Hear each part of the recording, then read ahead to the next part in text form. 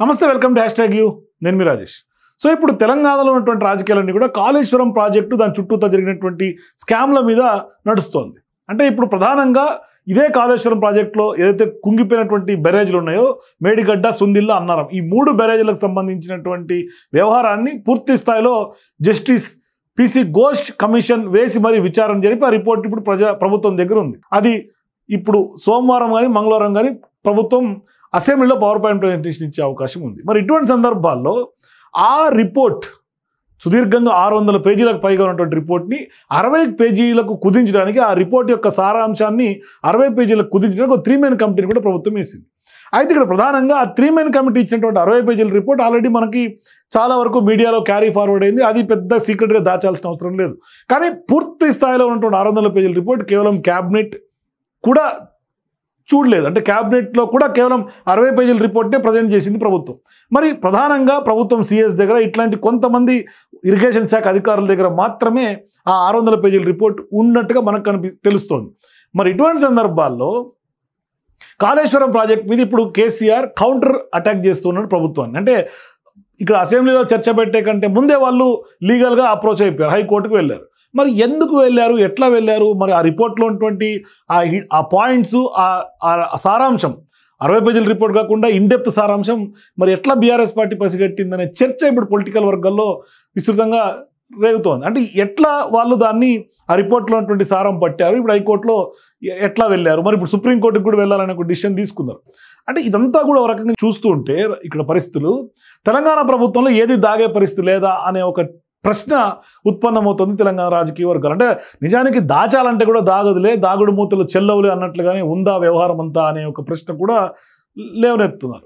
మరి అత్యంత కీలకమైంది, top secret అనుకున్నటువంటి రిపోర్ట్ కూడా ప్రతిపక్షం చేతికి అందిందా అన్న ప్రశ్న కూడా ఇది అర్థమవుతుంది. అంటే ఇప్పుడు ప్రభుత్వంలో ఉన్నటువంటి లీక్ వీరులు ఎవరు, ప్రభుత్వాన్ని ఉక్కిరి బిక్కిరి చేస్తున్నారా అనే ప్రశ్నలు కూడా తలెత్తున్నాయి. మరి లీక్ చేసినటువంటి వాళ్ళు ఎవరో కూడా సర్కార్ పెద్దలకు తెలిసిపోయిందా, ఇంతకీ ఏంటి ఆ రిపోర్ట్ అనేది కనుక చూస్తే, సో ఇప్పుడు ప్రధానంగా కాళేశ్వరం ప్రాజెక్టు డ్యామేజీ, లీకేజీల సంగతి ఏమో కానీ తెలంగాణ ప్రభుత్వానికి మాత్రం ఆ రెండింటి బెడద తప్పడం లేదు. అంటే ఇంటర్నల్గా ఉన్నటువంటి లీక్ వీరులు కొంత లిటరల్గా ప్రభుత్వాన్ని షేక్ చేస్తున్నట్లుగా కొంత రాజకీయ వర్గాల్లో చెప్పుకుంటూ ఉన్నారు. అంటే అధికారంలోకి వచ్చినటువంటి 2 ఏళ్ళు కావస్తున్నా లీకుల విషయంలో మాత్రం రేవంత్ సర్కార్కు తలనొప్పి మాత్రం తప్పడం లేదు.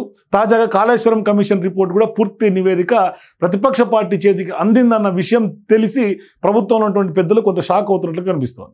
అంటే తమ ప్రభుత్వంలో లీకేజీలు ఆ స్థాయిలో ఉన్నాయా అంటూ కూడా ఇప్పుడు నోరెళ్ళబెడుతున్నటువంటి పరిస్థితి స్పష్టంగా కనిపిస్తూ ఉంది. మరి కాళేశ్వరం కమిషన్ రిపోర్ట్ ఇటీవలే ప్రభుత్వానికి అందింది. దానిపైన ప్రభుత్వం సుదీర్ఘంగా అధికారుల కమిటీని వేసి మరి బ్రీఫ్ రిపోర్ట్ ఒకటి తయారు చేశారు, క్యాబినెట్కి నివేదిక ఇవ్వాలని సూచించారు. ఆ ప్రకారమే మొత్తం 650 పేజీలు ఉన్నటువంటి రిపోర్ట్ని కాస్త వడగట్టి ఆ సారాంశాన్ని 60 పేజీల్లో సిద్ధం చేశారు, క్యాబినెట్కి సమర్పించారు. ఇప్పుడు కమిటీ క్యాబినెట్లో చర్చించాక ఆ రిపోర్ట్ బయటకు వచ్చింది. అందుకు సంబంధించిన కూడా మంత్రి ఉత్తమ్ కుమార్ రెడ్డి ప్రజెంటేషన్ ఇచ్చారు కూడా. ఇంతవరకు ఆల్ ఈజ్ వెల్ అని అనుకుంది ప్రభుత్వం. అయితే ఇక్కడ అంతా బాగానే ఉంది అనుకున్నారు. కానీ కమిషన్ ఇచ్చినటువంటి 650 పేజీల నివేదిక మొత్తం కూడా లీక్ అయిందని, ప్రధాన ప్రతిపక్షం బీఆర్ఎస్ చేతికి అందిందని ప్రభుత్వ పెద్దల దగ్గర సమాచారం ఉందట. సో ఇప్పుడు దాన్ని చూసి ప్రతిపక్ష పెద్దలు కూడా అలర్ట్ అయినట్లుగా చెప్పుకుంటూ ఉన్నారు. దీంతో ఇప్పుడు పూర్తి స్థాయి నివేదిక ఎలా బయటకు వచ్చింది అన్నదే అతి పెద్ద ప్రశ్న ప్రభుత్వంలో ఉంది. మరి ప్రతిపక్షం ఎలా అలర్ట్ అయింది అన్న అంశంపైన ప్రభుత్వంలో ఉన్నటువంటి కీలక వ్యక్తులు ఫోకస్ చేసినట్టుగా తెలుస్తోంది. మరి ప్రభుత్వం దగ్గర రహస్యంగా ఉన్నటువంటి పూర్తి నివేదిక బయటికి రావటం అంటే అదేమి చిన్న విషయం కాదు అనేది కూడా ప్రభుత్వంలో అతిపెద్ద చర్చ జరుగుతుంది. అలాంటిది ఆ రిపోర్ట్ చేతికి అందకుండానే బీఆర్ఎస్ హైకోర్టు మెట్లు ఎలా ఎక్కగలుగుతోంది, ఇది ప్రభుత్వ పెద్దల యొక్క క్వశ్చన్. అంటే ఫుల్ రిపోర్ట్ ప్రతిపక్షానికి చేరిందని, దాని ఆధారితంగానే కోర్టుకు వెళ్ళారన్నది సర్కార్ యొక్క అనుమానం. అదే సమయంలో ఇంటెలిజెన్స్ నివేదికలు కూడా ఈ అనుమానాన్ని బలపరుస్తున్నట్టుగా కనిపిస్తుంది. అంటే అడ్వకేట్ అయినటువంటి బీఆర్ఎస్ పార్టీ సీనియర్ నాయకులు ఒకరితో కలిసి పార్టీ ముఖ్యులు ఫామ్ హౌస్లో వరుసగా 3 రోజుల పాటు గత కొద్ది రోజుల క్రితం కాళేశ్వరం పూర్తి రిపోర్ట్ మీద కసరత్తు చేసినట్లుగా ఇంటెలిజెన్స్ వర్గాలు ప్రభుత్వానికి నివేదిక అందించినట్టుగా కనిపిస్తోంది. దీంతో ఇప్పుడు అసలు రిపోర్ట్ బయటికి ఎలా వచ్చింది, ఏ సోర్సులో ప్రతిపక్షానికి చేరింది అన్నది ఇప్పుడు ప్రభుత్వంలో ఉన్నటువంటి పెద్దలు ఆరాధిస్తున్నట్లుగా సమాచారం.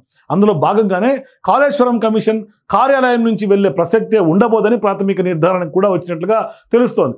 మరి ఈ ఛాయిస్ కొట్టేస్తే ఇక రెండోది ఉన్నతాధికారులు ఎవరైనా లీక్ చేసా ఉంటారా అన్న ప్రశ్న కూడా అన్న అనుమానాలు కూడా బలంగా ఉన్నాయట ప్రభుత్వంలో ఉన్నటువంటి కీలక నాయకులకి. సో ఇప్పుడు ప్రభుత్వంలో ఉన్నటువంటి అధికారులు లేకుంటే కీలక నాయకులు కళ్ళన్నీ కూడా ఇరిగేషన్ డిపార్ట్మెంట్ దగ్గరే ఉన్నాయని కూడా మరొక వాదన. సో ఇప్పుడు నీటిపారుదల శాఖలో కొంతమంది అధికారుల ద్వారా కాళేశ్వరం కమిషన్ రిపోర్ట్ మొత్తాన్ని కూడా ప్రతిపక్షానికి చేరివేసి ఉండొచ్చనే అనుమానం కూడా వ్యక్తం చేస్తున్నారు.